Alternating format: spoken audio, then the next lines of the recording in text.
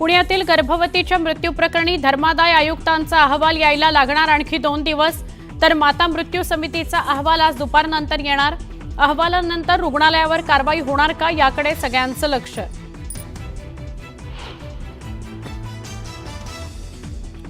तातडीच्या उपचारांकरता अनामत रक्कम घेऊ नका, आर्थिक क्षमता न पाहता उपचार द्या।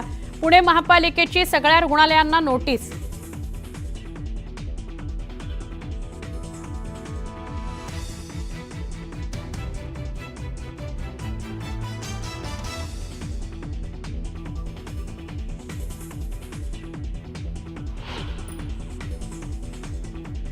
रायगड जिल्ह्यातील आरोग्य यंत्रणा सडलेली, बेजबाबदार आरोग्य अधिकाऱ्यांवर सदोष मनुष्यवधाचा गुन्हा दाखल करा।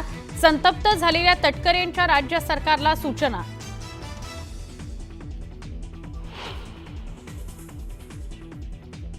ग्राहकांना आता वीज दरवाढीचा शॉक।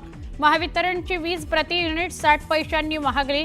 समायोजन शुल्काच्या नावानं शुल्क वाढ।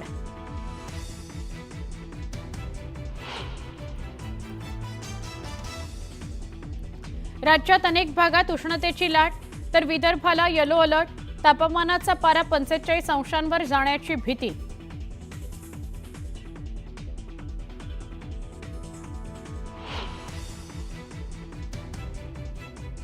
छत्रपती संभाजीनगर, जालना आणि नांदेड जिल्ह्यातील तब्बल 57 गावांना टँकरनं पाणी पुरवठा।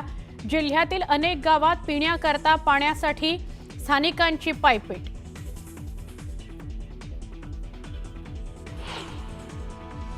मुंबई हल्ल्याचा मास्टरमाइंड तहव्वूर राणाला भारतात आणण्याचा मार्ग मोकळा। राणाच्या प्रत्यार्पणाला स्थगिती देण्याची मागणी अमेरिकेच्या सर्वोच्च न्यायालयाने फेटाळली।